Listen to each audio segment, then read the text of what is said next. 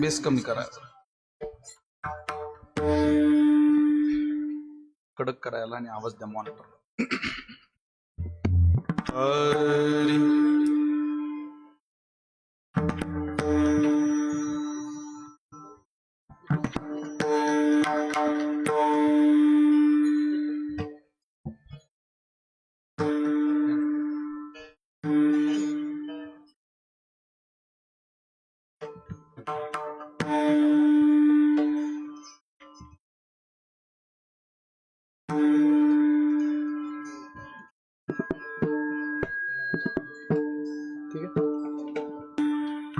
राम कृष्ण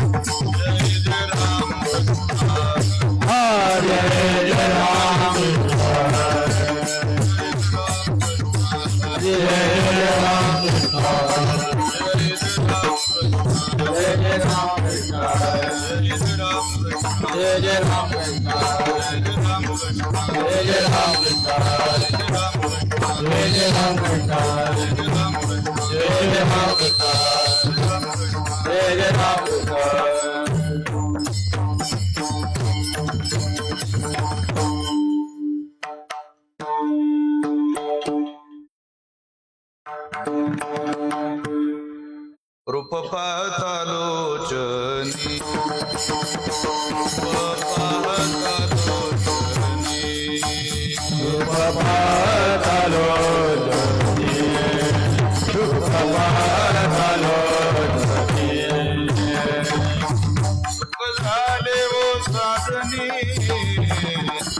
सुख झाले वो साधनी साधनी सोहा विठ्ठल सोहा माधव सुख झाले वो साधनी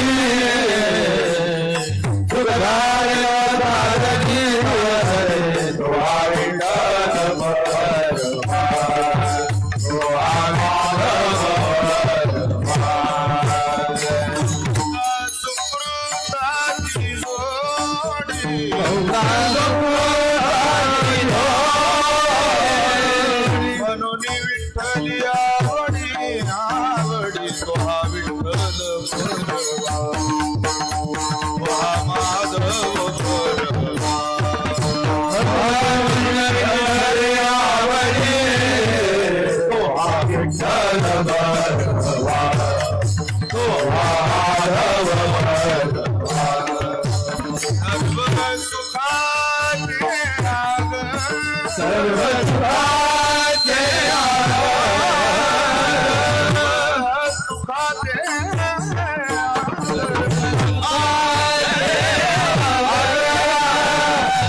बापर खुमा देवीवर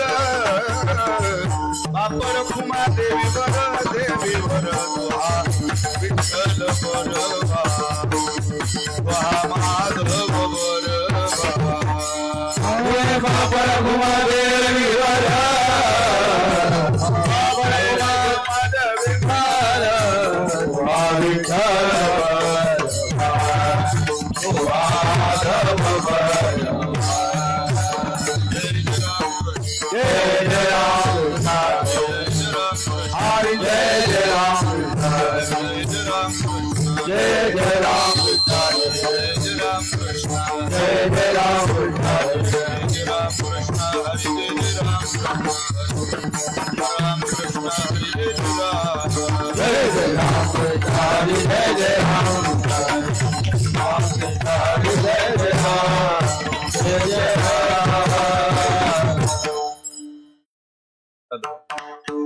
आवाज कमी जास्त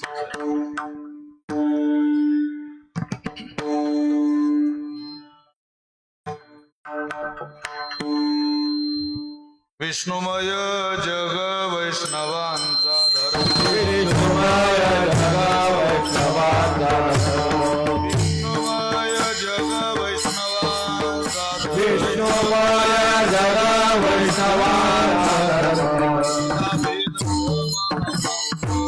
वेदा वेद ब्रह्मंगळ वेदा वेद ब्रह्मंगळ ऐकाजी तुम्ही भक्त भागवत ऐकाजी तुम्ही भक्त भागवत तुम्ही भक्त भागवत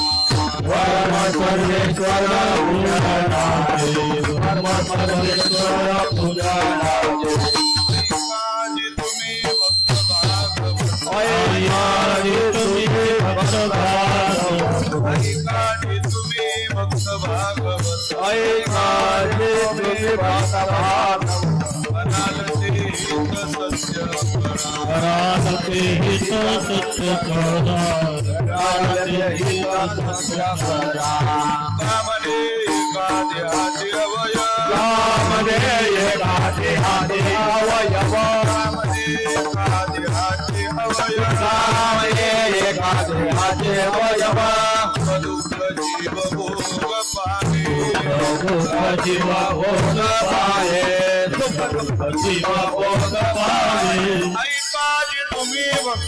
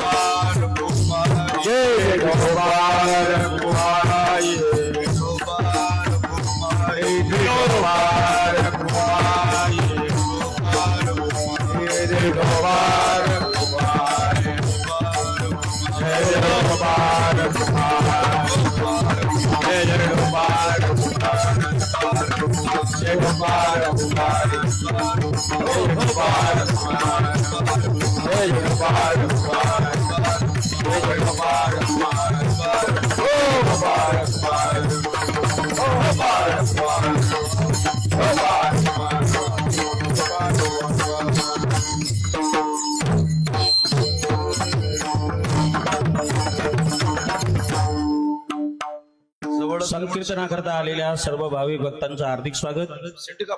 गुरुवारी हरिभक्तपरायण श्री विशालजी महाराज खोले यांनी गुरुदेवांच्या सेवेकरता निवडलेल्या अभंगाची प्रथम चाल मी विनंती करतो श्री अनिल महाराज तायवाडे ही सुरुवात करतील आणि त्यांना साथ करील नितीन महाराज वानखेडे.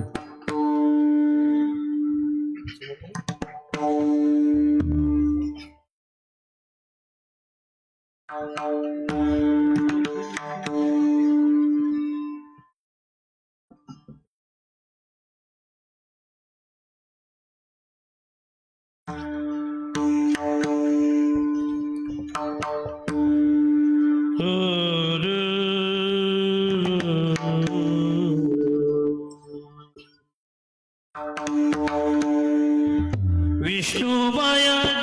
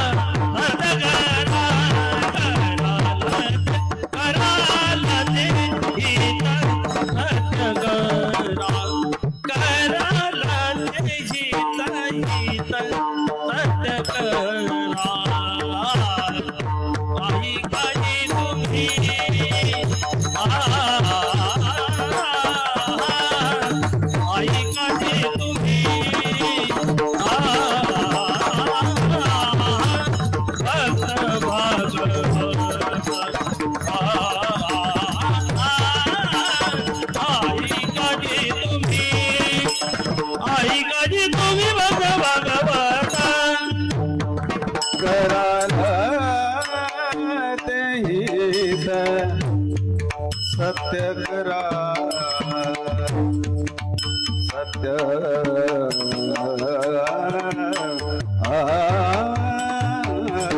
सत्य करा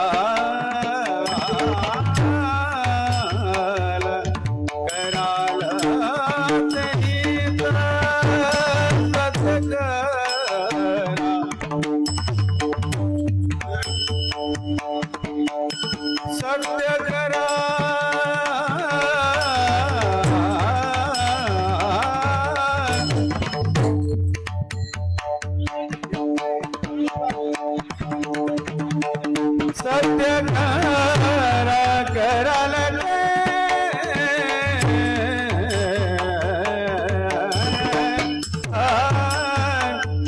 कराल सत्य करा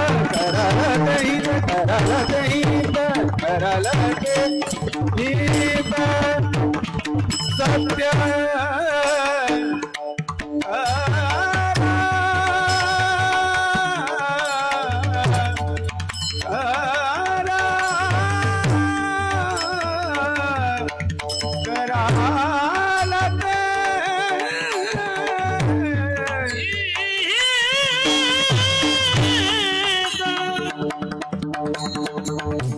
सत्य करा कराल तेहित कराल तेहित कराल तेहित सत्य करा आई काळजी तुम्ही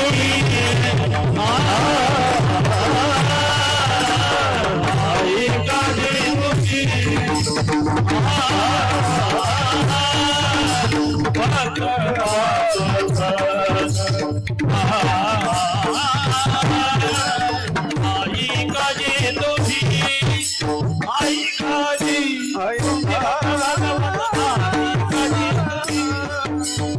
काळजी तुम्ही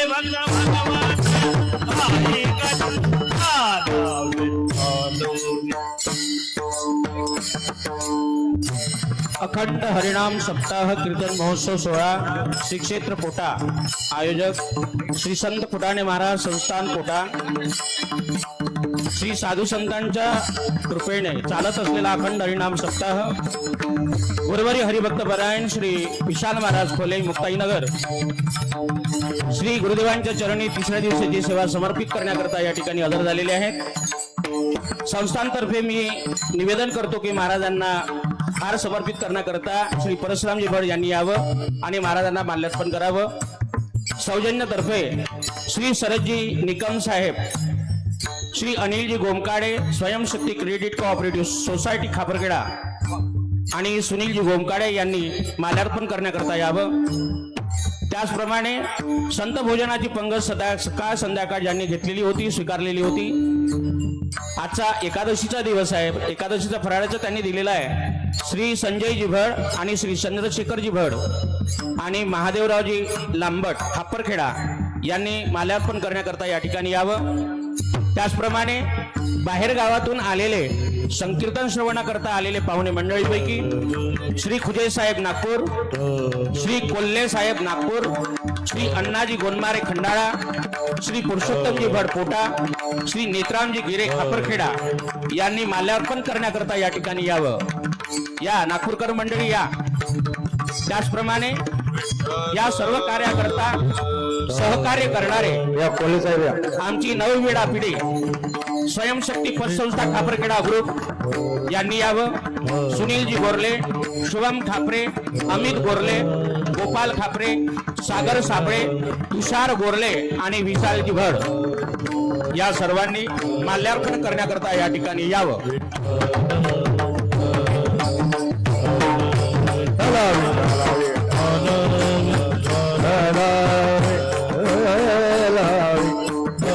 टाळी वाजवा, नामस्मरण करा।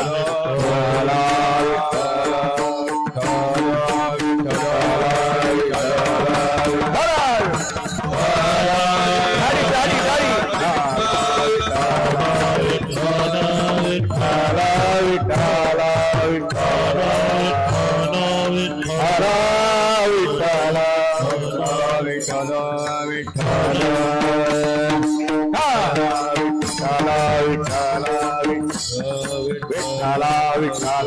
विठ्ठल विठ्ठल विठ्ठल विठ्ठल विठ्ठल श्री ज्ञानदेव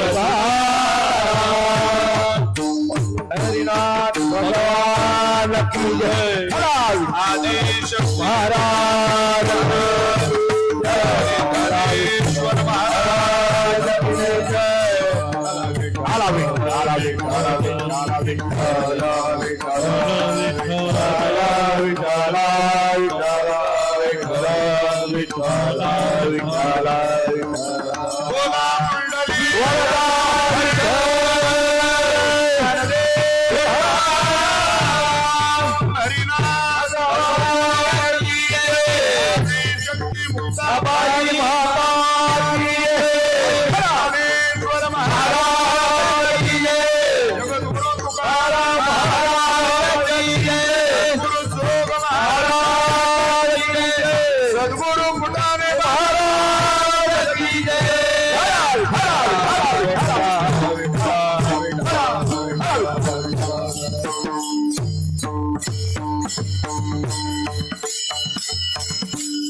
मॉनिटर मधला आवाज कमी करू नका देवा. आधी छान होतं, रामकृष्ण आलेला खूप छान होतं.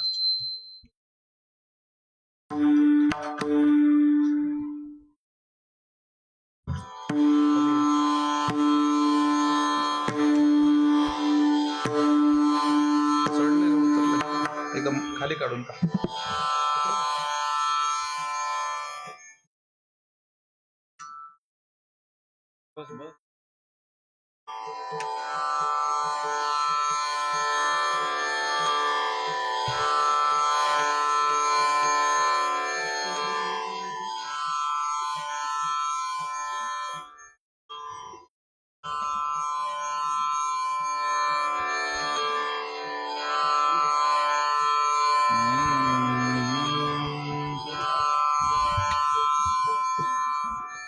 विठ्ठल विठ्ठल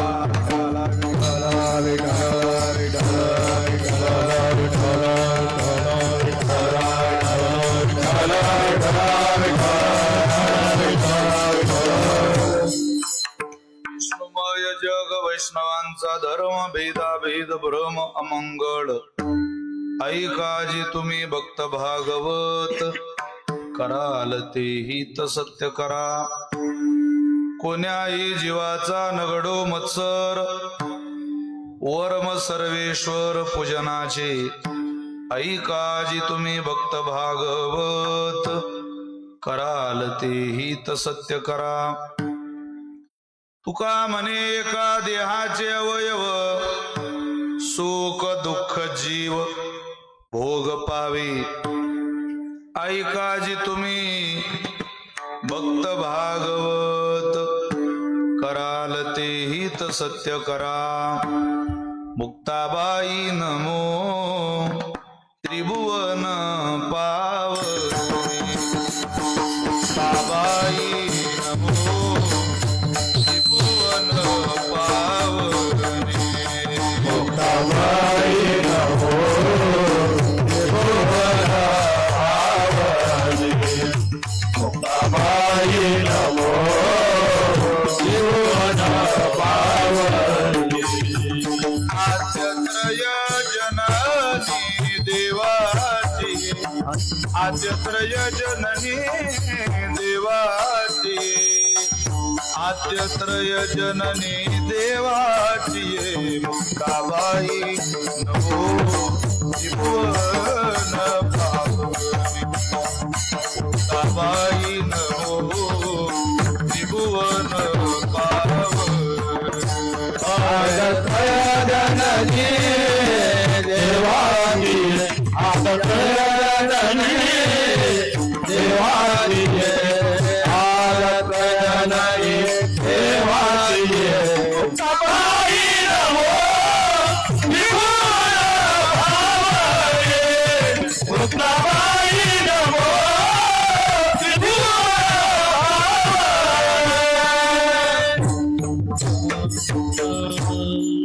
संपाद्य ज्ञानंच विदाय भक्तिं विलोकितो येन समाधिराज वैराग्यवन्तं सुविचारयुक्तं नमामि जोगं शिरसा गुरुन्तं महिमं पारन्ते परम विदुषो यद्य सदृशी स्तुतिर ब्रह्मादीनामपि तदवसन्नास्त्वयि गिरः अथा वाच सर्वस्वमति परिणामावधि गृह्णन् ममापेश स्तोत्रे हरनिरपवाद परिकरः मनोनिलावा अंगारा सामर्थ्याने गजाननाच्या संकट जाई मागारा गण गण गणात होते गण गण गणात होते गण गण गणात बोल गण गण गणात बोले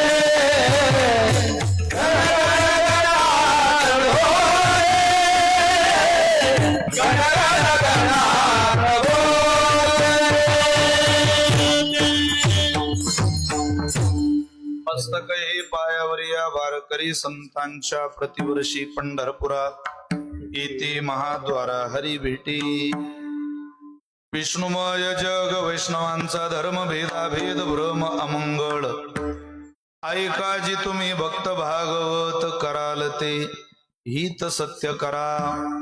संप्राप्त कीर्तन रूपी सेवेकरिता निवडलेला अभंग संत श्रेष्ठ जगद्गुरु श्री तुकोबार आहे.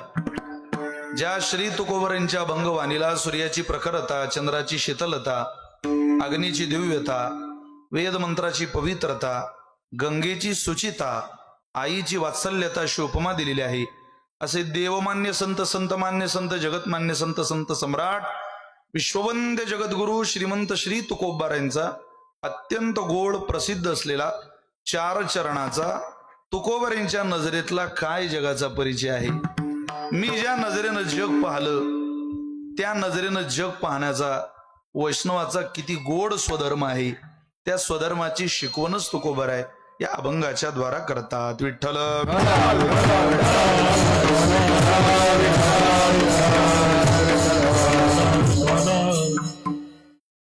स्वानंद सुखनिवासी गुरुनाम गुरु सद्गुरु जयराम महाराज फुटाणे बाबांच्या उपासनेनं पवित्र झालेली आपली ही सावनेर तालुक्याची भूमी आणि या भूमीमध्ये सालाबाद प्रमाणे बाबांच्या उपासनेच्या भूमीवर संपन्न होत असलेला हा भव्यदिव्य भक्ती महोत्सव. या महोत्सवामध्ये यावर्षी सेवा करण्याचं सद्भाग्य मला मिळालंय. गेली 2-4 वर्ष झाली चाललेलं होतं आपल्याला एक सेवा करायची पण योग जुळून आज आला आणि मला फुटाणे महाराजांच्या सेवेला मुक्ताबाईंच्या कृपेनं यायला भाग्य मिळतंय. तुका म्हणे भाग्य या नामी म्हणजे साधूची सेवा करायला मिळाली की जीवनातलं ते खूप मोठं भाग्य आहे, आपल्या आयुष्यातली पर्वणी आहे. ज्या फुटाणे बाबांनी वारकरी संप्रदायाच्या या सावनेर तालुक्याच्या यज्ञामध्ये एक आहुती घातली, आज त्यांच्याच यज्ञामध्ये आपण ग्रंथराज ज्ञानेश्वरीचं पारायण आणि सायंकाळच्या सत्रामध्ये कीर्तन आयोजित करून अत्यंत दिव्य सोहळा या ठिकाणी साजरा करत आहात. उत्सव मोठा आहे आणि उत्साहही मोठा आहे. केवळ उत्सव मोठा असून चालत नाही, तर त्या मोठ्या उत्सवात उत्साह असला पाहिजे. तसं उत्साहानं भरलेलं हे वातावरण आहे. बालगोपाल कीर्तनालय, तरुणांची संख्या कीर्तनाला तुम्ही जर नजर घातली तर मोठ्या प्रमाणात आहे. अबाल वृद्ध सगळेच कीर्तनालय, मुख्यमंत्र्यांच्या बहिणी सुद्धा मोठ्या संख्येनं कीर्तनालय आहे. त्यामुळे सगळ्यांप्रती करुणा प्रेम भावना व्यक्त करतो. ग्रंथराज ज्ञानेश्वरीचं पारायण ज्यांच्याकडे आहे असे आदरणीय हरिभक्त परायण श्रद्धेय प्रमोद महाराज काळे. रोवण्यापासून महाराजांचा फार चांगला परिचय आहे, पुन्हा एकदा महाराजांची भेट होते. आदरणीय हरिभक्त परायण मारुती महाराज पातुरकर, उपस्थित संत सज्जन मायबाप. मी जर काही नावं घेतली तर माझ्याकडून काही नावं राहण्याची शक्यता आहे. त्यामुळे आपल्या सगळ्यांबद्दल माझ्या अंतःकरणामध्ये भरपूर जिव्हाळा आहे, प्रेम आहे. जेवढे या सद्गुरु फुटानंद महाराज संस्थेला लागून या सेवेत, या फड परंपरेत सेवा करणारी साधक, कीर्तनकार, प्रवचनकार, गायनाचार्य, वादक मंडळी असतील, त्या सगळ्यांच्या चरणी मी प्रणाम करतो आणि मिळालेल्या वेळेमध्ये या अभंगाची काहीशी सेवा आपणासमोर मांडण्याचा प्रयत्न करतो. आज ज्यांच्याकडे कीर्तनाचे यजमानपद आहे ते श्री शरदजी निकम नागपूर, मोठ्या अट्टहासाने आपण ही सेवा स्वीकारली पाहिजे असा आग्रह मला ज्यांनी लावून धरला अशा आदरणीय बंधू अनिलजी गोमकाळे, आदरणीय हरिभक्तपरायण श्रद्धेय सुनीलजी गोमकाळे, अनिल दादांना, सुनील दादांना आणि शरदजी निकम यांना मनापासून धन्यवाद देतो, प्रणाम करतो आणि मिळालेल्या वेळेमध्ये अभंगाची सेवा करण्याचा प्रयत्न करतो. विठ्ठल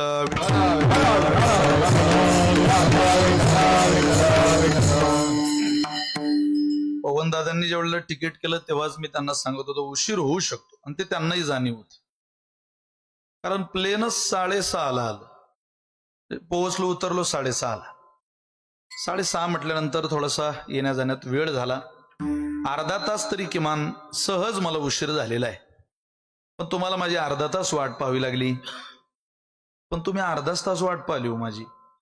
मी तारीख घेतल्यापासून तुमचीच वाट पाहत होतो, आपल्याला कधी जाता येईल इथं, कधी जाता येईल इथं. पण अर्धा तास तुम्हाला जरा वाट पाहावी लागली, तुमची सगळ्यांची क्षमा मागतो. पण काळजी करू नका, येताना जरी आपण जरा लेट आलेलो असलो तरी जाताना मात्र आपण आपल्या वेळेत जाण्याचा प्रयत्न करूया, म्हणजे दोघीकडे उशिरा जाणं एकदम निर्लज्जासारखं होईल. त्यामुळं मधला मार्ग कुठंतरी साधूया. एक शिक्षक शाळा 10ला भरायची, ते 10:30-11ला शाळेत यायची, पण शाळेतून निघताना 5ला शाळा सुटायची, 5ला 5 मिनिट कमी असताना शाळेच्या बाहेर पडायची. सगळे म्हटले गुरुजी तुम्ही येताना उशिरा येता, 5ला 5 कमी असताना निघता. ते म्हटले दोघीकडे उशिरा जाणं आपल्यासारख्या सज्जनाला बरं वाटत नाही, निदान एखाद्या नियमात जरी आपण बसलो, एकदम असंही काही आपण करणार नाही, पण तुम्हालाही त्रास होणार नाही, टाळकरी मंडळींना त्रास होणार नाही, अशा मधल्या वेळेमध्ये थोडीशी वेळ भरून काढण्याचा निश्चित प्रयत्न करू. भजन करा. विठ्ठल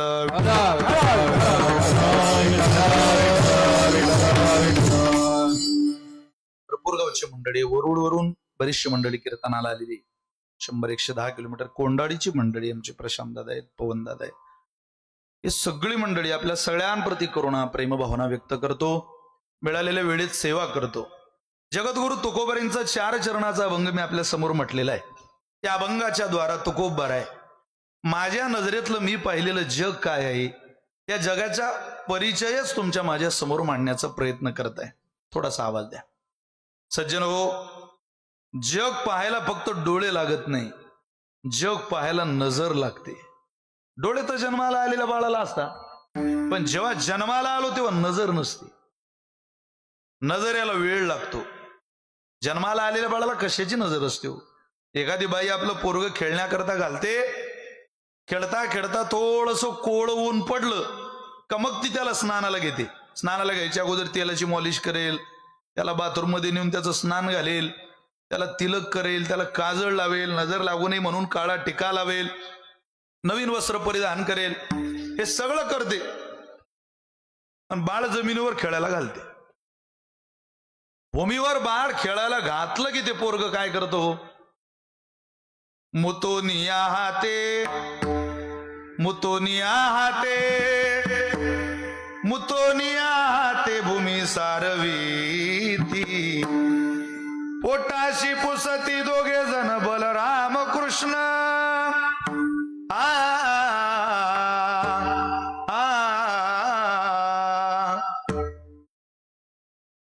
शब्दही असा आहे, मुतोनिया हाते, लघवी करून जमीन सारवतून पोटाला पुसत. काय नामदेवरांनी कोणाचं प्रमाण द्या उभं हे? देवाचं. देवाच्या आईच्या मुखातलं प्रमाण नामदेवरांनी शब्दबद्ध केलं. आज कीर्तनात बसलेला प्रत्येक माणूस याच मुतनेच्या दरवाजातून बाहेर आलेला आहे. माफी मागून बोलतोय, शब्दच त्याला नामदेवरांनी मुतोनिया हाती लिहिला, तर मी काय करू? लघवी करून जमीन सारवूनच माणसं मंडपात बसलेली. आज आपण म्हणू शकत नाही मी नाही सारवली बो जमीन, म्हणू शकतो का? सारवावीच लागते. इथं आव आणून चालत नाही. बरं आव कोणाजवळ आणायचा? नामदेवरांजवळ, तुकोबारांजवळ, ज्ञानोबारांजवळ. पोटा आहे नाही, पोट्यातली बाई 4 वर्ष पुण्याला गेली राहायला. बरं तिकडून आल्यावर तिनं मुकाट्यानं राहावं, व्यवस्थित राहावं गावात. ती इथं आली ना एखाद्या म्हातारीजवळ बसून, तिनं पुण्यातली भाषा सांगावी एखाद्या म्हातारीला. आत्या आत्या आमचे ते ना त्यांचं ना पुण्याला ना, बापरे खूप मोठं इन्स्टिट्यूट आहे, तर त्या म्हातारीला इन्स्टिट्यूट समजत नाही. त्याला ऍसिडिटीला एसटीडी म्हणणारी बुडी आणि तिला सांगते खूप मोठं आमच्या ह्यांचं ना आमचे ते ना ते बाजारात गेले की खाल्या हातानं एक मक्याचे कणसे मक्याचे ते बुडी म्हणे तू कोणाबद्दल सांगून राहिली बाई. आमचे ते म्हणे तुमचे ते मी ना पोट्यात भोंगडी हिंडताना पाहराय मी चड्डी घालू त्या तुमच्या त्यांना तू काय सांगून राहिली मला.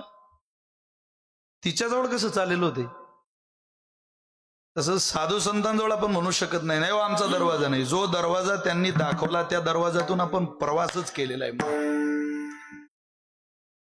मग पुन्हा ती त्याला उचलते बाळाला, मलमूत्रानं भरलेला पोरगा स्वच्छ करते, आंघोळ करून पुन्हा नवीन वस्त्र घालते. शेजारी नेते विचारते सुमन अगं 3-3दा पोराची आंघोळ घालते बाई, काय मिळतं तुला त्या पोराला 3-3दा स्नान घातल्यानंतर.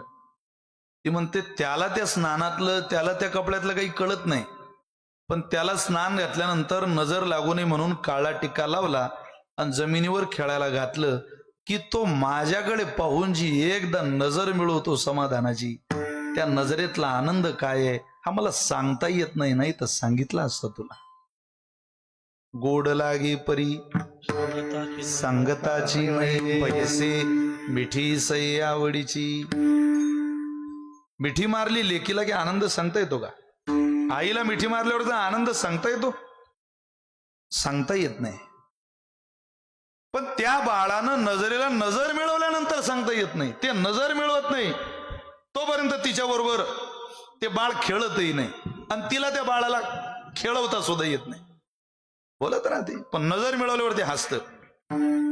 नजर येऊन जाते त्याला, मग तिचा आनंद पाहतो मी. अहो पाळण्यात घातलेलं असलं काहीच कळत नाही त्या पोराला, पण आई आहे हा आईचा आवाज आहे, आईच्या आवाजाची नजर त्या पोराला आलेली असते. ते पाळण्यात असतं आणि स्वयंपाक करताना म्हणते त्या पोराला आता आपले पप्पा घरी येणार आहे, बाबूला घेणार आहे, आता बाळाला खायला आणणार आहे. कळतं का त्याला? पण एवढा आवाज ऐकला की त्या पोराचा चेहरा जो प्रफुल्लित होतो आणि तो प्रफुल्लित समाधानाचा आनंदाचा चेहरा पाहिला की आई म्हणते बस, हे सांगता येत नाही मला काय वाटतंय, पण याच्यासारखा आनंद नाही. जेव्हा हा आनंद ती घेते त्यावेळेला त्या जीवाची, त्या बालाची, त्या आईची नजर एक झालेली असते. नजर आल्याशिवाय माय लेकाला आनंद घेता येत नाही. तसं भक्ती सुखाचा आनंद उपभोगायचा असेल तर या जीवाला तुकोबारींच्या नजरेतल्या माऊलीची नजर जगाकडे पाहण्याची आली पाहिजे. आईकडे पाहायची नजर आली की जगाचा आनंद घेता येतो, मग पाळण्यातही घेता येतो.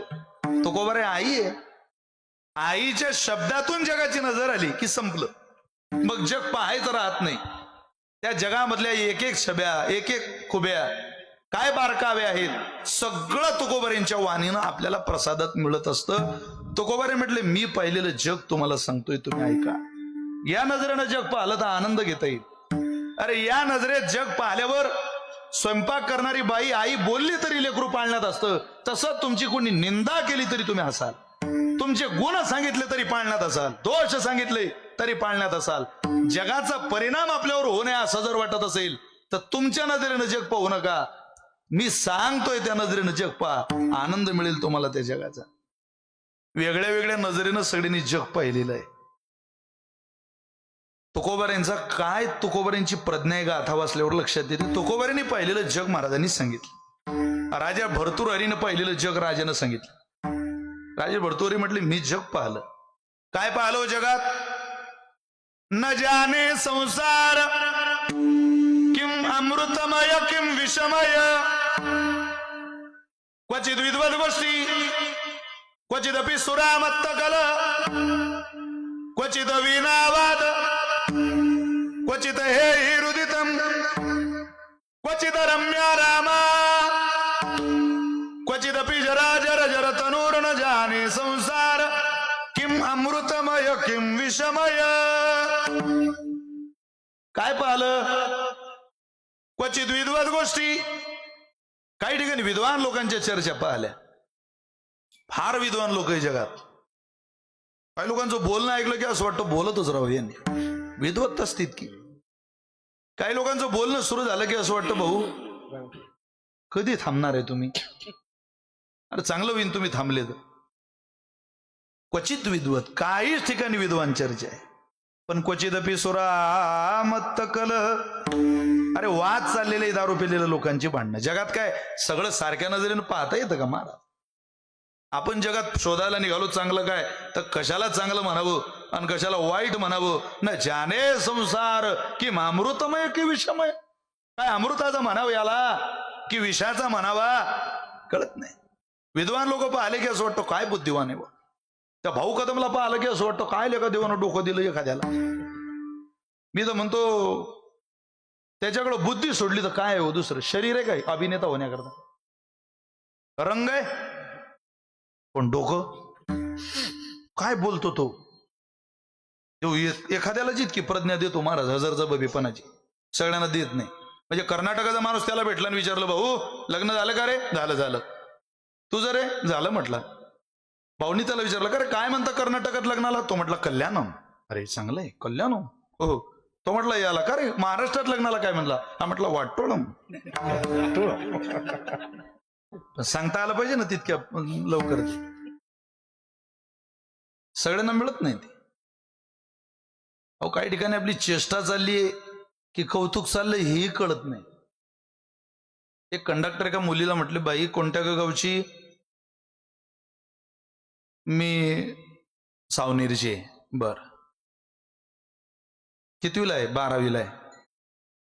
काय करते? अपडाऊन रोज जाणं करते का? रोज. वा चांगलंय. आता घरी चालले? हो घरी चालली काका आता सावनेरला. चांगलंय. तुझ्या हातातला मोबाईल तुला बाई खूप पुढे घेऊन जाईल जीवनात. चांगलंय. ती म्हणे काका तुम्ही ना असं कोण म्हटलं?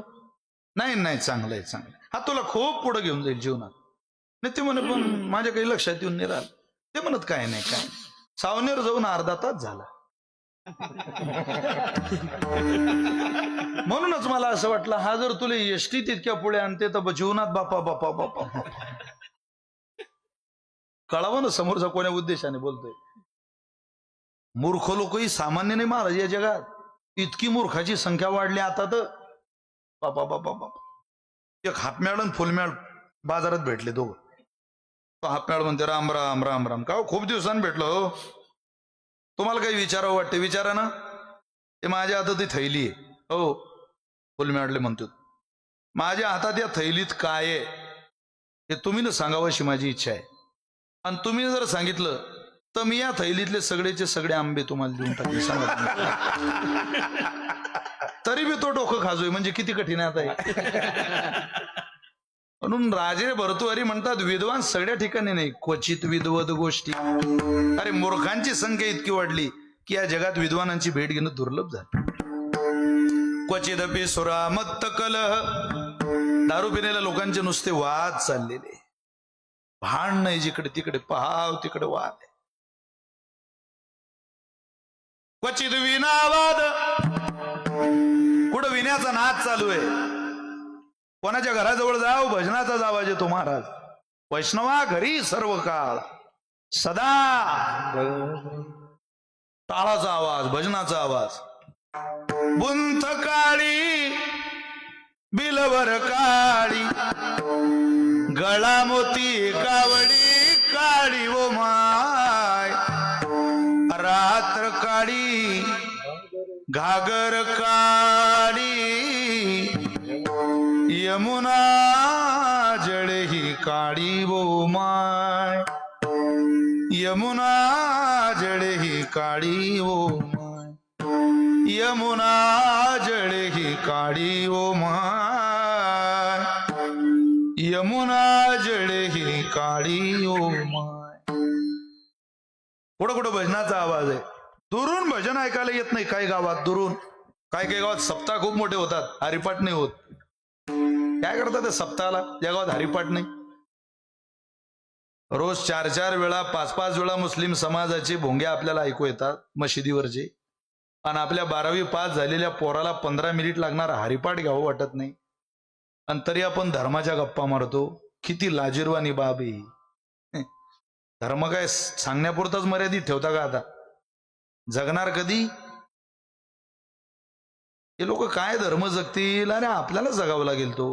या 100 बोकड कापणाऱ्या नालायकांना कुठं धर्म कळत असतो का निवडणुकीत? त्यांना कळतं का ते? अरे धर्म मालकाला कळतो. धर्म वारकरी संप्रदायाच्या विचाराचं पायीकत्व आहे. तसं धर्म कळत नाही. गप्पा खूप मारणं चालू आहे धर्माबद्दलच्या, पोट तिडकीनं. बापा बापा असं वाटते काय प्रेम आहे. पण गप्पा झाल्या की मांस खात आहे, गप्पा झाल्या की दारवा पित आहे. यांना कळतो का धर्म? तो आपल्याला टिकवावा लागेल. आपल्या घरात रोज भजन झालं पाहिजे. महिला मंडळी, ज्या माऊलीला आपलं सुखी जीवन जगावं वाटतं, ज्या लेकराला तुम्ही लहानाचं मोठं करताय, त्यानं जर तुम्हाला म्हातारपणात प्रेमानं आई आणि प्रेमानं तुमच्या नवऱ्याला म्हातारपणात बाप म्हणावयाची अपेक्षा असेल, तर ज्ञानोबा तुकोबरींच्या पदराखाली ही लेकरं लावा, या मुली लावा. तुमच्या जीवनाचं सोनं होईल. करोडो रुपयानं घरं भरली लोकांची, पण पोरं नाही ना भजन करणारी, माळ नाही ना त्यांच्या गळ्यात, वारी नाही करतायत त्यांना. तुम्ही वाचा ज्ञानेश्वरी, जरा घेऊन बघा हातात. आपल्याला अडचण आली, यातना झाल्या, दुःख आले की आपण त्या ज्ञानेश्वरीकडे जातो. तसं नाही. आपण सगळे शेतकऱ्याची पोरं, जमिनीसारखा परमार्थ करायचा, शेतीसारखा. कसा? नोकर झाला, नोकरीला सुट्टी असली, ड्युटीला सुट्टी असली, त्या दिवशी तो चुकून सुद्धा फिरकून ऑफिसकडे जात नाही. सुट्टी म्हणतो आज, ऑफिसकडे वळून नाही, माफी मागून बोलतो. त्याचं ऑफिस जळालं हे जरी माहिती पडलं तरी तो म्हणतो माझं ते काम नाही, उलट 15 दिवस मला सुट्टी राहील, मी नाही जाणार ऑफिसला. पण शेतकऱ्याला जाऊन विचारा तुम्ही, पाटील अहो कुठे चालले? येतो जरा रानाला जाऊ. काय करता तिकडे जाऊन? काही काम आहे का जमिनीत चालू? आज नाही काही काम, निवांत आहे आज. अहो मग काम नाही शेतात तरी शेताकडे चाललात, करता काय?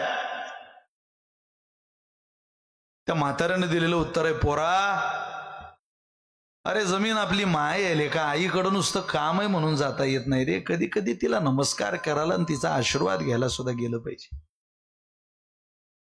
फेरपटका मारायला गेल्यानंतर सुद्धा ती माझ्याशी बोलते, ही भावना ज्याच्या अंतःकरणात आहे तो शेतकरी आहे. तसं नुसतं सप्ताहापुरतं नाही, रोज माझी ज्ञानोबा माऊली माझ्याशी बोलली पाहिजे, माझे तुकोबा माझ्याशी बोलले पाहिजे, माझ्या चितकाला मुक्ताबाई माझ्याशी बोलल्या पाहिजे. तुम्ही ज्या संतांची उपासना करतात, माझे सद्गुरू फुटाणे बाबा माझ्याशी बोलले पाहिजे. छान झालं रे पोरांनो सप्ताह. असं कधीतरी इथं टाळाची सेवा करणाऱ्याला, पारायण करणाऱ्याला, भजन करणाऱ्याला, कीर्तन करणाऱ्याला एकदा तरी महाराजांनी आपल्या उपासनेतून बोललं पाहिजे. छान केलं गळू तुम्ही. ना मानाची अपेक्षा केली, ना सन्मानाची अपेक्षा केली. सगळे हेवे दावे, पद प्रतिष्ठा, सन्मान, जात पात, धर्म, पंथ हे सगळं वजा करून तुम्ही जो उत्सव केला ना या वर्षीचा, मला मनापासून भावला रे असं म्हटलं पाहिजे आपल्याला. याची वाट पाहण्याची तीव्रता आपली जेवढी वाढेल, त्याचं नाव शुद्ध परमार्थ आहे. नहीं तो सब छुतो की बाजार में पत्रों का व्यापार चल रहा दुनिया में. इकडं तरी अपेक्षा करू नका, निदान प्रपंचात करतो आपण तशा. त्या स्मशान घाटावर लिहिलेलं पाहिलं मी एक वाक्य, फारच चांगलं होतं की मंजिल तो तुम्हारी यही थी पर उम्र बीत गई आते आते. प्यारे मंजिल तो तुम्हारी यही थी, उम्र बीत गई आते आते. क्या मिला तुझे दुनिया वालों से, अरे तुझे अपनों ने जला दिया जाते जाते. किती अपेक्षा करत रे, ज्यांच्याकडून अपेक्षा केली जाते प्रपंचात ते जाग लावून जातं शेवटी. तशीच अपेक्षा इकडेही करतो का? करू नको बाबा. कोबारे म्हटलं, राजा भरतुरारी म्हटले नाही मिळत भजन ऐकायला, मी करू काय? पण क्वचित विनावा क्वचित हे हि रुधितम. काही ठिकाणी कर्कश रडण्याचा आवाज कानाला येतोय. प्रेम नाही बाबा, रडणंच. अरे काही घरात भजनाशिवाय सुरुवात नाही, काही घरात भांडणाशिवाय सुरुवात नाही. सांगा तुम्ही. आता मी काही लोकांच्या घरी कायमच वाद आहे, कायम वाद. सकाळी उठले, आमच्या संस्थेच्या मागे एक तात्या नावाचा माणूस आहे, बापा बापा बापा कायम वाद, कायम वाद. त्याची बायको त्याला रोज भांडायची 3 टाइम. तो म्हणे लेखाची 3 टाइम भांडे. त्यानं फारकतीच घेतली, घटस्फोट. त्या बाईला असा संतापाला याचा घटस्फोट होता बरोबर. त्या बाईनं 15 दिवसांनी याच्या शेजारीशी लग्न केलं. ते म्हणे तो नाही तर शेजारी, पण भांडीन तर मी तुझ्याशीच. आता हे काय रडगाणं संपत का हो मागचं? संपत नाही. जिथलं काहीच यातना दुःख कष्ट संपत नाही त्याचं नाव प्रपंच आहे. अनेकदा भगवत कृपा झाली की दुःख स्वप्नातही येत नाही, याचं नाव परमार्थ आहे. फक्त तुकोबारे म्हटले मी सांगतोय त्या नजरेनं जग पहा, तुम्हाला आनंद होईल. वा. क्वचित विनावाद क्वचिदपि हे रुदितम क्वचिद रम्या रामहा. काही मंडळी रामात रममान झालेली पाहायला मिळतात, दुसरं काही सुचत नाही त्यांना. ना योग याग तप, तुकोबारीने म्हटलं नाही का, न करी तप साधन मुक्तीचे सायास. आम्ही करत नाही बाबा मोक्ष मिळवण्या. हा फोटो बघा तुम्ही बोधे बाबांचा. कीर्तन नाही केलं महाराज, भजनच केलं आयुष्यभर. भजन ही पाठ इतकी नशीबवान आहे की कधीतरी या पाठीला बाबांचा हात लागलेला आहे. बाबांनी 4 महिने रोज आलाप तरी म्हणायला बाबा, अभंग तरी म्हणायला बाबा, कीर्तनात जवळ घेऊन म्हणायला बाबा. पंढरपूरला असताना काय जिव्हाळ्याचा महात्मा. ज्यांनी भजन केलं आणि ज्यांनी बोधेबाबांचं भजन पालन, बोधेबाबांचं जेवण केलं, भोजन और भजन याचं समीकरणच बोधेबाबा. पंगत खावी पंढरपुरात बोधेबाबांच्या मठात, जेवण तिथंच महाराज. अरे वाढणारे सगळे साधक, जेवणारे सगळे साधक. बरं वाढणाऱ्यालाही शर्ट नाही, बनेन नाही, आणि जेवणाऱ्यालाही नाही. म्हणजे ज्याच्या गळ्यात माळ नाही तो दुरून त्या पंक्तीला असा करत आहे. काही जेवून राहिले बस साधू तो म्हणे. लाजच वाटायचे ना महाराज, ज्याच्या गळ्यात माळ नाही तो पंक्तीला बसेल कसा? वाढणारा एक बिना माळीचा नाही, सगळे वारकरी. आपल्या पंक्ती पहा तुम्ही, त्याला फुल सर्दी व्हायला त्याच्याच हातात गुलाबजामची बाटली असते. गुलाबजाम घ्या, गुलाबजाम घ्या. अरे काय गुलाबजाम घेतो बे बापा, तुले पाहिलं की आम्हाला ते बाटली पहा वाटत नाही भल्या माणसा. तू म्हणतो गुलाबजाम घ्या, कसं जमीन होते? असं होत नाही.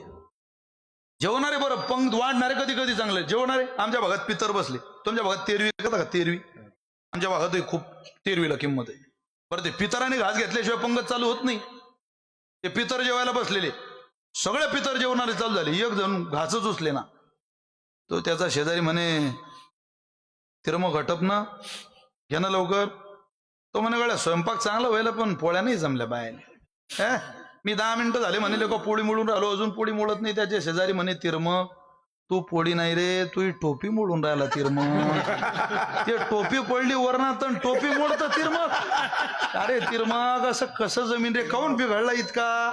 पोळी पोळी ठेवायला ना, असं नको करू ना.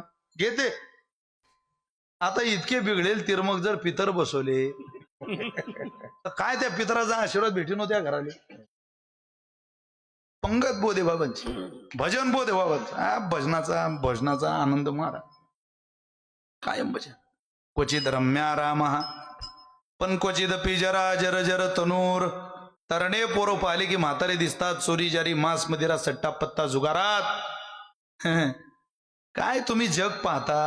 राजा भरतुरी म्हटला, मला कळत नाही बाबा, या जगाला कोण्या नजरेनं पाहावं?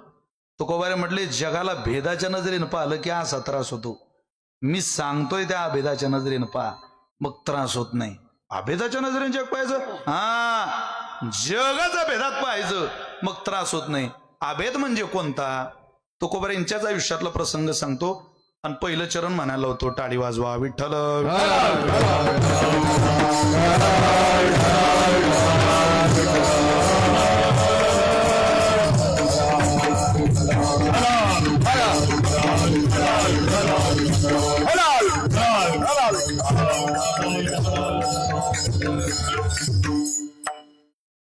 महाराजांच्या नजरेतलं जग कोण्या अवस्थेला गेलेलं होतं तुम्ही पहा. एक दिवस तुकोबाराय माळीदादाच्या शेतावर बांधावर भजनाला आले. थोडा आवाज द्या ना माऊली, फारच जोडून बोलावं लागतं याला. ते भजन चालू आहे माळीदादाच्या बांधावर, आणि भजन करता करता करता करता दिवस गेला. कधी कधी कळत नाही वेळ कुठे निघून जाते. दिवस गेल्यानंतर त्या माळी दादाला फेरफटका मारायला शेताकडे संध्याकाळी यायची सवय होती. तो आला आणि तुकोबाऱ्यानं पाहिलं. तुकशेट म्हणायचे तुकोबाऱ्यानं, रामकृष्णारी तुकशेट, रामकृष्णारी रामकृष्णारी, या या या. काय बाबा आज आमच्या बांधावर ओ तुकोबारे म्हटले ऊसाची बाग आहे, थंडगार शीतळ वारा आहे, झुळझुळ झुळझुळ झुळझुळ वाहणारं पाणी आहे. बसला आपलं निवांत भजन करत. बरं केलं वा. तुकशेठ अख्खा दिवस येतच गेला, पूर्ण दिवस येतं गेला. आता कुठं चालले? घरी चाललो. बर थांबा जरा, जाऊ नका, मी आलो जाऊन. तो शेतात गेला, ऊस पेरलेला होता, ऊसाची मोडीच काढून आणली तुकोबारेंजवळ. नोकराला सांगितलं बांध चांगली ऊस. मोडी काढून तुकोबारेन पुढे ठेवली. तुकशेठ पोरं खाण्यासारखी झाली, एवढी मोडी न्या घरी. तुकोबारे म्हटले कालच आमच्या घरात वाद झाला बरं का, घरी काही आणत नाही म्हणून. बरं झालं, नेतो. खांद्यावर दिली महाराज ती मोडी, आणि तुकोबारे ती मोडी घेऊन देहूकडे निघाले. देहूत पोहोचले. अहो पुटाणे महाराजांच्या साधकांनो, अख्ख्या देहूतली लेकरच तुकोबारेंकडे पळत आली. कशाला? ऊसाला. आम्हाला ऊस द्या, आम्हाला ऊस द्या, ओ बाबा आम्हाला ऊस द्या, ओ बाबा द्या. बाबा ऊस द्या म्हटलं की खांड काढावं ऊसाचं, हातात द्यावं खांड काढावर, ऊसाचं पोराला द्यावं. ऊस वाटत वाटत वाटत वाटत तुकोबारे वाड्याच्या बाहेर आले. स्वतःची भागीरथी नावाची कन्या बाहेर आली. ऊस आणले होते, पण भागीरथी बाहेर आली तेव्हा एकच ऊस तुकोबारांच्या हातात होता, मोडीतला अख्या. भागीरथी आली आणि बापाच्या पोराला मानेला पोटाला चिकटली. पोटाला मिठी मारणं. मुलगी आहे तुकोबारांची. कीर्तनात बसलेल्याला ज्याला मुलगी आहे त्याला आपण घरी गेल्यानंतर तिच्या चेहऱ्यावरचा आनंद पहा, फक्त पोराचा पाहू नका. ते निर्लज्ज जात आहे मार.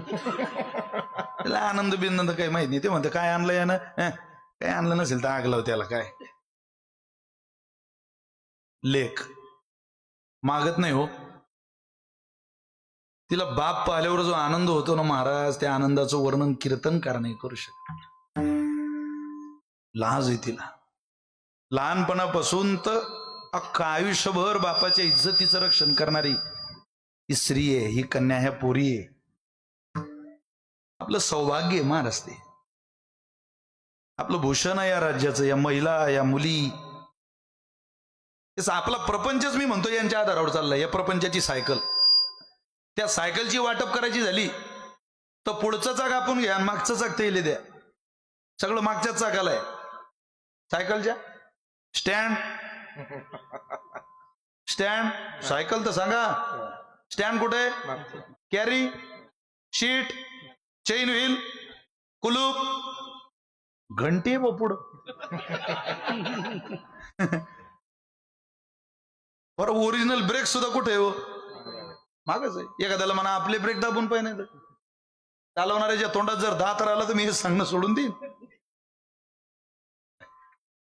लाज आहे. 20 रुपये पोराच्या हातात द्या, 20, आणि त्याला म्हणा पाहुणे आले साखर आण. 20 रुपयाची साखर मला वाटतं सगळ्यांनीच आणली दुकानातून. मी आणली महाराज. आता कुठं जरा आपलं बरं चाललंय म्हणून आपण महिने 2 महिन्याची वर्षाची किराणे भरून राहिलो, नाही तर पाहुणे आल्यावरच घरी साखर आणल्या जायची. पूर्वीचा काळच. आता पैशाला किंमत राहिलेली नाही जगात. पैशातच मोल झिरो झालेले आहे. पैशाला कुठं किंमत? 10 रुपये शेकड्यानं पैसे वापरणारे अनेक माणसं कीर्तनात बसलेले. वापरले की नाही तुम्ही 10 रुपये? 10 रुपये शेकड्यानं पैसे व्याजानं लोक काढायचे. मी आणले महाराज, मला चांगलं आठवतं. 10 रुपये शेकड्यानं ते व्याजानं पैसे देणारे जे उपकार समजत लोक की यानं पैसे दिले बुवा. काय सांगावं तुम्हाला यार, या राज्यातल्या शेतकऱ्याची परिस्थिती तर अशी होती की व्याजानं जो पैसे देतो त्याच्याशी माणसं सगळ्यात चांगलं वागत होते. सगळ्यात चांगलं, हा कामात येतो बुवा, नाही म्हणत नाही तो माणूस आपल्याला कधी. मी माझ्या वडिलांना अनेकदा दही दूध या लोकांच्या घरी नेताना पाहिलंय. त्यावेळेला विचारायचं की आपला बाप यांना का नेत असेल, पण ज्या वेळेला व्यवहार कळायला लागला तेव्हा त्या गोष्टी लक्षात येत राहिल्या की नाही, अडचणीत त्या माणसानं पैशाला नाही म्हणू नये याकरता आपला बाप ताज्या दह्याची कॅटली घरातल्या लेकरांपेक्षा सावकाराला नेऊन देत होता. का? पैशाला किंमत होती मार. 20 रुपये द्या लेकराच्या हातात पोराच्या, त्याला म्हणा पाहुणे आले साखरान आणि गपचुपान असं सांगा पोराला, तरी तो दुकानात जातो 20 रुपयाची साखर घेतो. आणि बैठकीत येऊन बापाकडे पुळा दाखवतो साखरेचा बाबा. तर त्याला वाटते आपलाच पराक्रम आहे, तो काय दुसऱ्याला दोष देऊन उपयोग आहे. तेच 20 रुपये तुम्ही या पोरींकडे द्या. सांगूही नका ओ पोटेकर की गपचूप साखर आण, 20 रुपये द्या फक्त. आणि तिला म्हणा साखर आण. ती 20 रुपयाची नोट घेऊन जाईल, साखर घेईल आणि साखरेचा पुढा आपल्या ओढणी खाली आपल्या दुपट्ट्याखाली झाकेल. बैठकीतून जिथं पाहुणे बसले तिथं शर्मेनं मान खाली घालून पुढे निघून जाईल. आणि जोपर्यंत किचन मध्ये जाऊन आई दिसत नाही तोपर्यंत त्या साखरेच्या पुड्यावरची ओढणी बाजूला करत नाही. ही जात फक्त पोरींची. नारी लज्जया लाज आहे त्यांच्याकडे. लेकीला इज्जत सांभाळणं बापाची शिकवावं लागत नाही. मागितलं नाही तुकोबऱ्यानं काही. सगळे लेकर ऊस मागत आले, तुकोबऱ्यांची कन्या मिठी घालून उभी. तुकोबऱ्याने हातातला ऊस पोरीच्या हातात दिला. भागीरथी गेल्या तो ऊस खायला. जिजाबाई बाहेर आल्या. मालक, एकच ऊस आणला होता का? नाही, आणली तर मोडीच होती. मग पोरं भेटले जिजे. पोरं ऊस मागत होते, त्यांना वाटत आलो. वाटता लेकीची आठवण आली असेल म्हणून एक काढून ठेवला नाही, राहिला. मागणारे पोरं सरले म्हणून ऊस राहिला. जर मागणारे एखादं लेकरू आलं असतं जिजे तर भागीरथीला ऊस नसता खायला भेटला. त्यावेळेला जिजाबाई जे बोलतात ते मला इथे अपेक्षित आहे. जिजाबाई म्हणता, मालक, ज्या लेकरांना तुम्ही ऊस वाटत घरापर्यंत आलात त्या एकाचाही बाप तुमच्याबद्दल चांगलं नाही हो बोलत. आणि काय त्या लोकांना तुम्ही ऊस वाटता? तुकोबारे म्हणतात, जिजे, ते जर माझी निंदा करणं, माझा द्वेष करणं, माझा मत्सर करणं आणि माझ्याबद्दल वाईट बोलणं थांबवत नसतील तर मला माझं ऊस वाटायचं चांगलं काम का थांबवायला लावते? त्यांना त्यांचं काम करू दे आणि मला माझं काम करू दे. कारण माझं ठरलेलं आहे, जनदेव तरी पायाची पडावे, त्यांची या स्वभावे काय काज. अगं, दिसलेल्या माणसाच्या पाया पडणं हा माझा धर्म आहे. त्यांच्या स्वभावाशी मला काय काम आहे? मला काय घेणं आहे? त्यांची या स्वभावे काय काज. म्हणजे दिसलेल्या प्रत्येकात तुम्हाला देव दिसतो? देवच दिसतो.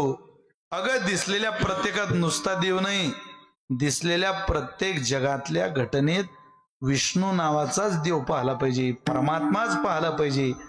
हे वैष्णवाचं सत्कर्म आहे, वैष्णवाचा धर्मही आहे.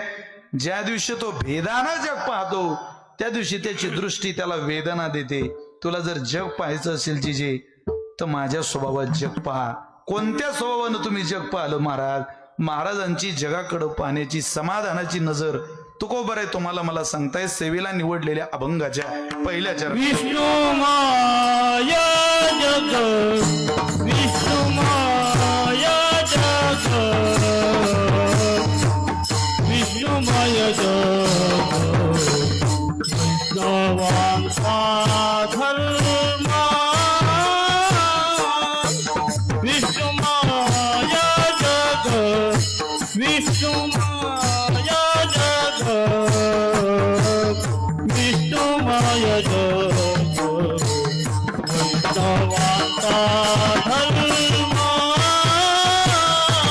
विष्णु माया जग, विष्णु माया जग, विष्णु माया जग, वैष्णवांचा धर्म.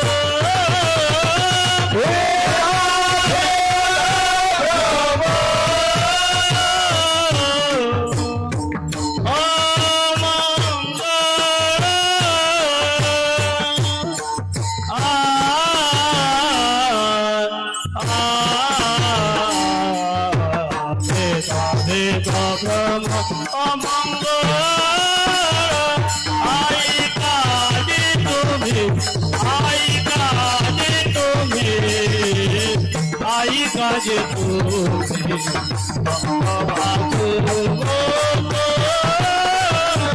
आई काजे तुम्ही आई काजे तुम्ही आई काजे तुम्ही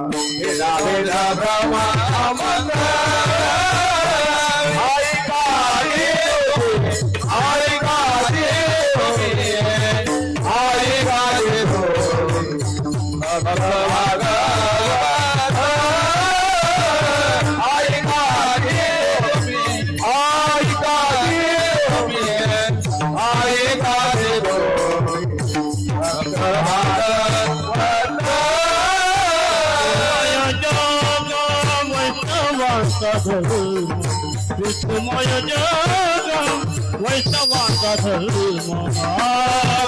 वेदावेद धर्म मंगळ ऐका घेतो भक्त भागवत ऐका घेतो भक्त भागवत विष्णुमय जग वैष्णवाचा धर्म विष्णुमय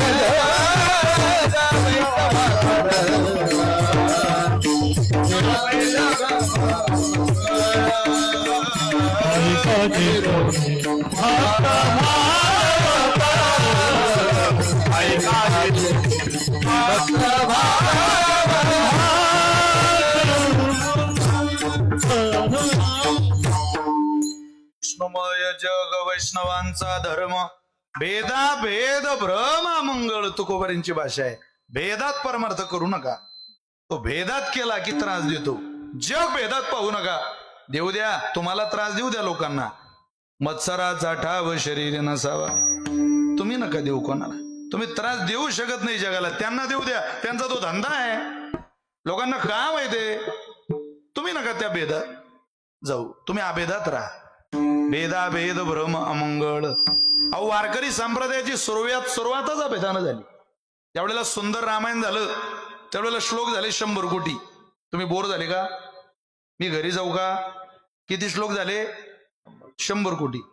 कोणाचं प्रमाण वाढलंय? तुम्ही काही लिंबू सरबत वगैरे थोडं एखादं प्रमाण आता चाल म्हटली ना की असं समजायचं आपण लिंबू सरबत पिलो, असं समजायचं. एखादं आणखी चरण झालं की म्हणायचं आपण आता थम्सअप पिलो. मी पिंगळा म्हणेल तेव्हा असं म्हणायचं आपण आता कोको कोला पिलो. आता झालं हे की नाही? कीर्तनात या प्रमाणांचा, या भजनाचा आनंद घेता आला पाहिजे घेणाऱ्यांना. काही काही श्रोते इतके झांबले सापडतात. विदर्भाच्या भाषेत झांबले म्हणतात त्यांना. म्हणजे हो झांबलेच ना. झांबले श्रोते. काही कानात बोट घालती, काही नाकात बोट घालती ना. आवाजच आला नाही ते. आम्हाला तर काही कीर्तनकार दिसतच नव्हते. अरे पायाच आहे का ते? ऐकण्याची कीर्तन चरित्र ऐक ना जरा. काही महाराज सांगतायत ते. आणि त्याला पाहू वाटत. म्हणे मला पाहायचं होतं. काय पाहतो? जे आतापर्यंत तुझ्या बापदादांनी पाहिलं ते पाहता पाहता तुझी 5-7 एकर गेली. चित्रानच गेलं ना आपलं सगळं. मग आता काय इथं हे ऐकण्याचं आहे, घरी घेऊन जाण्याचं आहे. त्यामुळं कीर्तनी परंपरा एवढंच एक शुद्ध माध्यम राहिलंय, तेवढं तरी आपण ठेवा. सगळ्यासारखं जिकडे खिचडी करू नका. तुमच्या आधी परमात्मा येतो, माझ्या आधी देव येतो. इथं कीर्तन श्रवणाला हे मधला थापट पसारा आपल्या गप्पा जरी ऐकत नसला परमात्मा, तरी तुकोबाऱ्यांचा अभंग विष्णुमय जग ऐकायला तरी पांडुरंगाला यावंच लागतं. महाराज इतके क्रांतिकारक वाणी माझे तुकोबाऱ्यांची. सोपं आहे का ते? जसा येईल त्याला. छत्रपती शिवराय कीर्तनाला यावे. महाराजांनी काय ऐकलं असेल कीर्तन? इतका व्याप, इतकं काम, इतकी मोठी मोगलांबरोबर लढाई, इतकं मोठं स्वप्न स्वराज्याचं का तुकोबाऱ्यांच्या कीर्तनाला बसत असतील? कारण कीर्तनाला बसल्या बसल्या शिवरायांच्या मनातले अनेक प्रश्न संपत होते. एक दिवस तुकोबारांनी दया हा धर्म कीर्तनात सांगितला. त्यावेळेला शिवराय तुकोबऱ्यांना म्हणतात तुमचा दया हा धर्म ऐकला की असं वाटतं जीवनभर कोणावरही दयाच करावी, आपल्याला कधी रागच येऊ नये. तुकोबरे म्हटले, राज तुम्हाला राग नाही आला तर स्वराज्य कसं निर्माण होईल? पण तुमची दया आम्हाला राग येऊ देत नाही ना. जर आम्ही रक्तपातच करत राहिलो तर आमची अधोगती होईल. मग या दया हा धर्म सांभाळायचा कधी? तुकोबऱ्यांनी शिवरायांकरता दयेचा धर्म शिकवला. महाराज तुमचा दयेचा धर्म तलवारीनं रक्त काढणं हा तुमचा दयेचा धर्म आहे. तुम्ही तलवार शांत ठेवू नका, ती तलवार चालू ठेवा, तिला जंग चढू देऊ नका, तिला धारदार ठेवा. ज्या दिवशी ती रक्तानं भिजली तेव्हा आम्ही समजू आमच्या राजानं आमच्यावर दया केली. दया तिचे नाव अनेक निर्दलन कंटकाचे तुकोबरे म्हणतात. ते रक्तानं भरलेली तलवार तुमची दया आहे. हे कीर्तनातून मिळतं, घरी कसं मिळेल? त्यामुळे इकडं आल्यानंतर इंटरनॅशनल भिकारी बनून यायचं. करणाऱ्याने इंटरनॅशनल भिकारी होऊन कीर्तन करायचं आणि ऐकणाऱ्याने इंटरनॅशनल भिकारी होऊन ऐकायचं. हे काय माझ्या बापदाद्याचं नाही तर तुमच्या बापदाद्याचं नाही. सगळ्यांना हमाला सारखं ओझं वाहता आलं तुकोबऱ्यांचं तर वाहा. ते ओझं वाहण्यात खूप आनंद आहे. ते ओझं वाहण्याचं भाग्य सुद्धा आपल्याला मिळतंय. हे नशीब समजा की तुकोबऱ्यांनी हमाल या यादीत आपल्याला घातलं. काय काय अजून या यादीतही आले नाही. काय कायांचं तर अजून सातबाऱ्यावर नाव नाही. कधी लिहते काय माहिती, देव जाणे. चला, सुंदर रामायण झालं त्यावेळेला श्लोक झाले 100 कोटी. इकडे भांडणं सुरू झाले. दानव म्हणत रामायण आम्हाला पाहिजे, मानव म्हणत रामायण आम्हाला पाहिजे, देव म्हणत रामायण आम्हाला पाहिजे. द्यावं कोणाला? तिन्ही गेले भगवान शंकराजवळ, सांगितले याची वाटणी करून द्या. म्हटले किती श्लोक आहे हो? 100 कोटी. 100 कोटी श्लोकांची देवानं वाटणी सुरू केली भगवान महादेवानं. त्या 100 कोटी श्लोकामधले 30 कोटी दिले दानवाले, 30 कोटी दिले मानवाले, 30 कोटी दिले देवाले. उरले किती? बोला जरा पटपट. 10 कोटी. 10 कोटी मधले 3 कोटी देवाले, 3 कोटी दानवाले, 3 कोटी मानवाले. उरले 1 कोटी मधले 30 लाख दानवाले, 30 लाख मानवाले, 30 लाख देवाले. उरले 10 लाख. 10 लाखामधले 3 लाख देवाले, 3 लाख दानवाले, 3 लाख मानवाले. उरले 1 लाखामधले 30,000 देवाले, 30,000 दानवाले, 30,000 मानवाले. उरले किती? 10,000 ना. 10,000 मधले 3,000 देवाले, 3,000 दानवाले, 3,000 मानवाले. उरले 300 देवाले, 300 दानवाले, 300 मानवाले.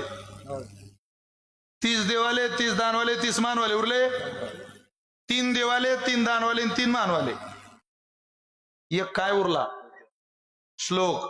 तो होता सुंदर रामायणातील अनुष्टुप छंदातील 32 अक्षराचा श्लोक. त्या 32 अक्षराच्या श्लोकामधली 10 अक्षर दिली देवांना, 10 अक्षर दिली दानवांना आणि 10 अक्षर दिली मानवांना. 32 वजा 30 बरोबर 2. उरलेले जे 2 अक्षर होते ते भगवान महादेवानं जवळ ठेवून घेतले. पण वारकरी संप्रदाय हा सगळ्यात अभेदाचा संप्रदाय आहे. याकरता आयुष्यभर कैलास पर्वतावर बसून भजन केलं. ते एकच भजन करी शिवा रामा नाही भेद. हा भेद शब्द इथं का घातला? इथं लोक भक्ती भेदात करतील, जगही भेदात पाहतील, जिकडं पाहाल तिकडं भेद निर्माण करतील. करू नका, करू नका, करू नका, तसं करू नका. तुकोबारे म्हटले भेदा भेद भ्रम मंगळ. भक्ती साधने ते अमंगळ मानले गेलं. अरे परमात्म्याची वारी महादेवानं, भगवान महादेवानं पांडुरंगाची वारी करावी आणि भगवान श्रीराम प्रभूनं महादेवाचं भजन करावं. ही अभेदाची किती मोठी पर्वणी, किती मोठा सिद्धांत त्यांनी आपल्या समोर मांडला. आणि तो का विश्वासाला तुडवी जे चोरा, शिनला सुई जे महापुरा, तैसे दोषी ही नरानिष्ठ की जे ज्ञानोबारे बोलतात. पण हे कधी हरवतं माणसाचं? तुम्हाला 2 वेळा सांगतो, ज्ञानेश्वरीच्या फार गोड आहे. अवाटली असता बुद्धी, विषय सुखची परमावधी, आणि जीव तैसा उपाधी आवडे लोका, आणि फळाची हवा, हृदय कामा केला रिघावा, की तयाचे आसनी दिवा ज्ञानाचा गेला. आपलं ज्ञान हारू नये असं वाटत असेल तर रोज तुकोबारे ज्ञानोबारींचं वाङ्मय वाचा. ही प्रस्थानत्रयच आहे महाराज आपली. ज्ञानेश्वरी, गाथा आणि एकनाथी भागवत प्रस्थानत्रय प्राकृतातली. आपण भक्त पाहत नाही, आपलं दुर्दैव आहे. म्हणून माझी विनंती आहे तुम्हाला, एवढं प्रमाण रोज म्हणा. सासू जेव्हा शिव्या देईल तुम्हाला तेव्हा देऊ द्या, एवढं प्रमाण म्हणा. विष्णुमय हे जग वैष्णवांचा धर्म. जाऊ द्या, त्यातही देवच आहे तिच्यात. त्रास नाही होत माणसाला. खूपच मला गाव त्रास देतो म्हणा हे प्रमाण. विष्णुमय हे जग वैष्णवांचा धर्म. त्रास नाही होणार. जगाला या नजरेनं पाहिलं की त्रास होत नाही. आपुली याचा कळवळा मग आणि का बाळावरी नाही त्रास होईल. स्वतःचं हवं वाटणं दुसऱ्याचं नको वाटणं या भूमिकेत माणसाला त्रास होतो. म्हणून तुकोबऱ्यांना नजर आहे. मी वक्ते बाबांचा कायम दृष्टांत सांगतो, कायम हजारदा सांगितलंय. काय वक्ते बाबा जुने दृष्टांत द्यायचे. वक्ते बाबांचे उत्तर आणि वक्ते बाबांचे दृष्टांत आज कोण्या कीर्तनकाराकडून ऐकायला मिळत नाही, पाहायला मिळत. त्यांची उत्तर इतके जबरदस्त असायचे, जो जसा येईल तसं त्याला उत्तर. म्हणजे शर्टिंग केलेला माणूस वक्ते बाबांना विचारतो, बाबा रूप पाहता लोचनी सुख झाले हो सहाजणी.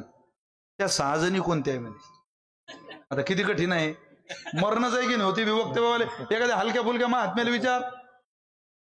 आणि आपल्या सारख्याला विचारलं असतं तर आपण त्याला म्हटलं असतं, बाबू ते सहाजणी नाही, सहाजणी आहे. असं आहे ते. तू सहाजणी काय वाचून राहिला. पण तो बाबा जीवन राहिले बुवा, यज्ञ करायचे ते रोज. यज्ञ झाल्यावर जेवायला बसले तो म्हणे रूप पाहता लोचनी सुख झाले हो सहाजणी. त्या सहाजणी कोण आहे म्हणे. बाबा म्हणत तुही माय होती त्यात एक. आता तो घाम पुसत त्या लोखंडी पायरून खाली उतरला मुक्ताबाईच्या मठातून. तो खाली उतरून आला आणि मी गेलो आणि म्हटलं, बाबा तो म्हणते त्या उरलेल्या 5 मग त्याला सांग म्हणे तेव्हा मायली विचार, तिले चांगल्या माहित आहे त्या. एवढं खराब उत्तर दिन हो कोणी. तशाच तसं बाबा म्हटले, अरे यांना काय कळणार आहे. संतांची वाणी कळते का यांना. संतांची वाणी कळायला पुण्य लागतं. एका जन्मात एका जन्माच्या शेवटी 100 जन्म घ्यावे लागतील तेव्हा तुकोबऱ्यांचा एखादा अभंग कळेल. हे करावे लागतं हो 2 तासात कीर्तन. म्हणून चाललंय आता असं कीर्तनाची मर्यादा बिरादा नाही. तुकोबऱ्यांच्या अभंगाचा अर्थ शोधताना आयुष्य निघून जाईल. पोटेकर हे काही सांगता येतं का. तुकोबऱ्यांची वाणी ढोळ असाची वाणी. तुकोबऱ्यांनाच नजर आहे जगाची, अन्यत्र नाही कोणाला. आपल्याला कशाची नजर. आपली नजर आपण आंधळे झालेली माणसं आहे नजरेच्या बाबतीत. वक्ते बाबांचंच उदाहरण सांगत होतो तुम्हाला. नजर कशाला म्हणतात. जगाला पाहण्याची नजर कळाली की चांगलं काय आणि वाईट काय यातला भेद ठरवला जातो. आणि तुकोबरे ठरवतात की भेदात जग पाहिलं तर त्रास होईल, अभेदात पाहायचं, साम्य नजरेने पाहायचं. पण कधी जाणकार वृत्ती आली की मग काही काळ त्याच्यावर निरसन करायचं आणि जगापुढं मांडायचं. त्याकरता वक्ते बाबा एक उदाहरण द्यायचे. म्हणे 8 दिवस झाले पोरगी माहेरात आली. 8 दिवस राहायला लागली. आठवडाभरानं ती तिच्या आईला म्हणते, आई मला ते उद्या घ्यायला येणार आहे. कोण म्हणे माझे मिस्टर. बापरे उद्या. हो. ती म्हणे बाई किती वाजता येणार आहे म्हणे 11 11:30 येतील. ते काय आवडतो त्या नवऱ्याले म्हणजे जेवणात का. हो बासुंदीला आवडते म्हणे माझ्या नवऱ्याला. खरंच. हो म्हणे लोच खरंच बासुंदी आवडते. खरंच का. हा म्हणे खरंच आवडते. बघ बरं. हा म्हणे खरंच आवडते. अख्ख्या गावात फिरली ती. कशाले. दूध आले. सारा गावातलं दूध जमा केलं. पोट्यात दूध नाही आता. तिनं जमा केलं. ते काऊन. तो म्हणे जावं येणार आहे. 30 लिटर दूध. आणि दूध टाकलं भाऊ पातेल्यात. बैठकीच्या समोरच किचन. 11 11:30 वाजली आणि पोरगी बाहेर आली. आई आले ते आले. आरतीचं ताट घेतलं. सासू बाहेर आली. कुंकू लावलं. कुंकवावर साखर लावली. तोंडात तांदूळ घातले. या जावं या या या या तुमची पूजा करू द्या. तुमची वाट पाहू राहिली. या जावं तसा हात घेतला. बैठकीत घातला आणि पोरगी आली. तुमच्या आवडीचा बेत आहे म्हणे. हा काय म्हणे बासुंदी म्हणे. हो. अरे म्हणे बापरे आपल्या आवडीचे येते तर. हो म्हणे साऱ्या गावातलं दूध आणलं माझ्या आईनाच. बासुंदी घोटणं चालू. नेमकी त्या कालावधी तिला सर्दी होईल होती. वक्ते बाबा सांगायचे बरं का. जुन्या महात्म्याचे दृष्टांत खूप गोड. त्याचा भाव खूप गोड सांगायचे. घोटणं चालू.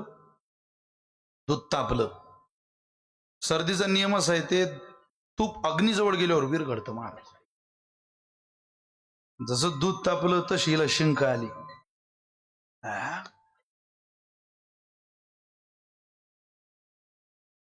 असं घोडभर तूप त्या बासुंदीत पडलं बा ते. पण यानं ते पाहिलं. हा म्हणे मेलो वळ्या आता हे बासुंदी खाणार कर बापा आपल्याला. अरे तो म्हणे जीव गेला तरी हे नाही खाणार रे बापा, हे कसं खाता? ती म्हणे आता एवढं शेत आहे ते काय काढू का आता? घेतलं ते घोटून, सारा स्वयंपाक तयार झाला, पानं वाढले. याचं ध्यानच बासुंदीच्या वाट्या आला की ते नाही म्हणणं आहे बापा, याचं ध्यानच वाढणार आला की काय आहे पोळ्या भाजी वाट्या आल्या रे बापा. एक एक एक एक एक एक वाटीने याच्या पानावर वाटी ठेवली. तो म्हणे मामी वाटी उचला, मामी वाटी उचला, हे वाटी उचला मामी, मी खाऊ शकत नाही बासुंदी. नाही तुमच्यात आवडीचे, आज नाही आवडत मला ते, उचला तुम्ही. ते म्हणे मी साऱ्या गावात फिरली, दूध आले तू म्हणतो बासुंदी खात नाही मनात म्हणे बापा. पण आता जावई जास्त काय बोली, सगळ्यांना वाट्या वाढल्या बोन हा बिना बासुंदीचा. सासरा म्हणे घेतली असती नाही ती एक वाटी. तो म्हणे तुम्ही घ्या. जेवण चालू झाले तरी याच्या पानावर बासुंदी नाही. मी होणार साला आला, तो म्हणे का हो एक वाटी, मी नाही. मित्र म्हणत घे ना गाड्या, सुरेश खूपच जोरदार व्हायला बासुंदी. तो म्हणे तुम्ही घ्या, मी गिर गाईचं तूप खात नाही.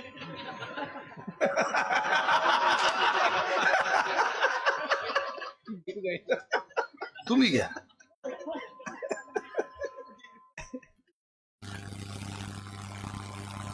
ते मेवणी आली न ते म्हणे जिजू, कोण ठेवलं हे नाव? जिजू काय नाव आहे का? काय त्या उंदराचं नाव वाटते राजे होते.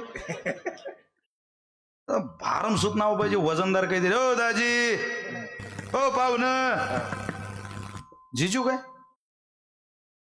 आता तिचं बोलणं ते आगळं वेगळं, ज्याला मेवणी त्याला माहिती. ती म्हणते जिजू तुम्हाला माझी शपथ आहे, हा एक वाटी तर तुम्हाला बासुंदी घ्यावीच लागेल. तो म्हणे तुझ्या पुऱ्या खानदानाची शपथ घातली तरी बासुंदी नाही खात मी, माझी शपथ आहे म्हणले.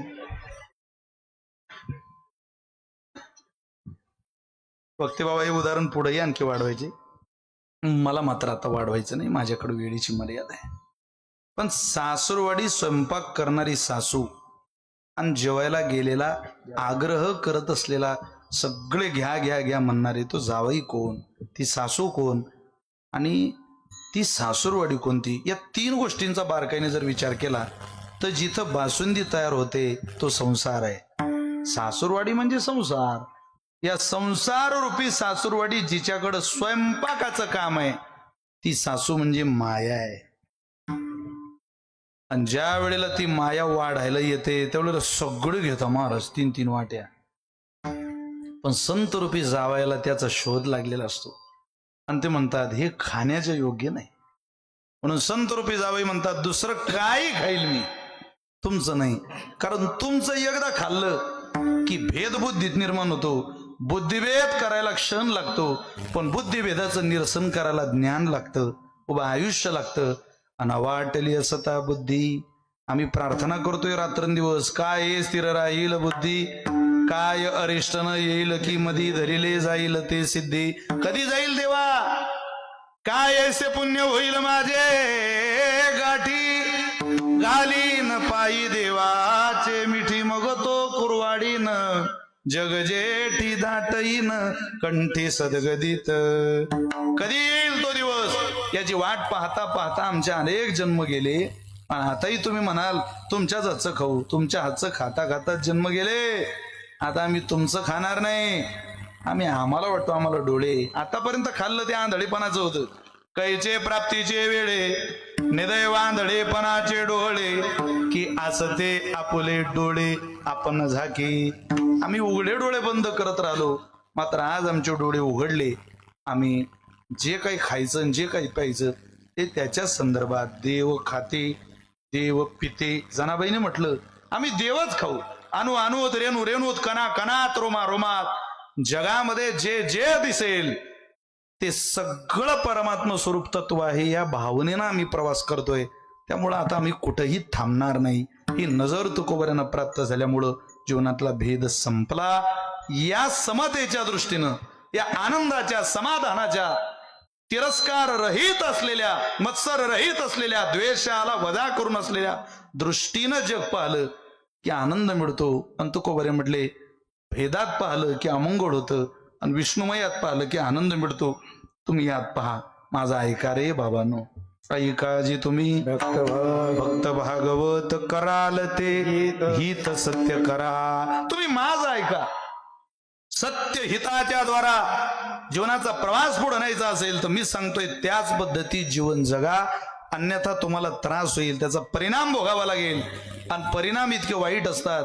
आज बरं वाटतं ते, पण काळ गेला. म्हातारा मेल्याचं दुःख नाही, पण काळ सुखावतोय ना म्हटलं जातं आपल्याकडं. तसं आयुष्य गेला आपलं, आपण ऐकलं नाही त्याचं दुःख नाही. पण अजूनही हा तुकोबारांचा अभंग, तुकोबारांची वाणी, ज्ञानोबारांची वाणी आपल्या लक्षात आली नाही तर आपलं राहिलेलं आयुष्य सुद्धा निघून जाईल.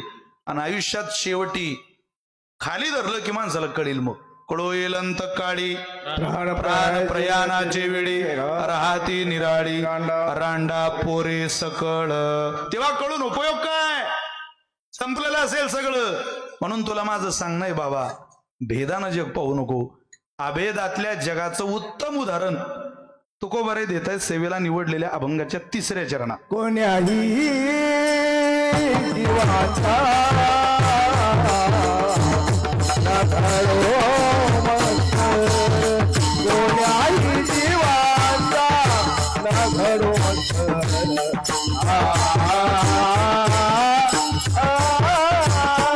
कोण्याही जीवाचा नधरो मस्त, कोण्याही जीवाचा नधरो मस्त.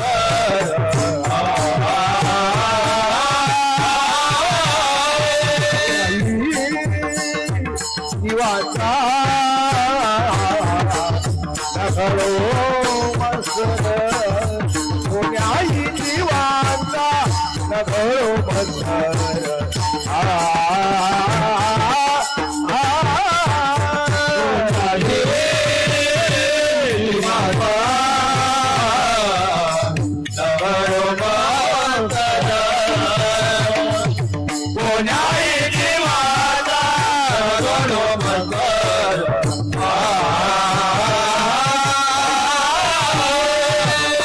परमेश्वरेश्वर पूजनाचे वर्म सर्वेश्वर, पूजनाचे वर्म सर्वेश्वर,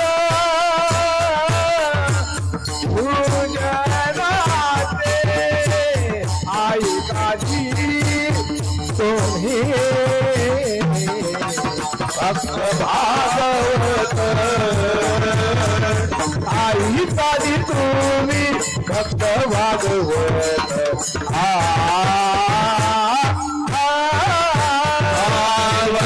सर्वेश्वर पूजना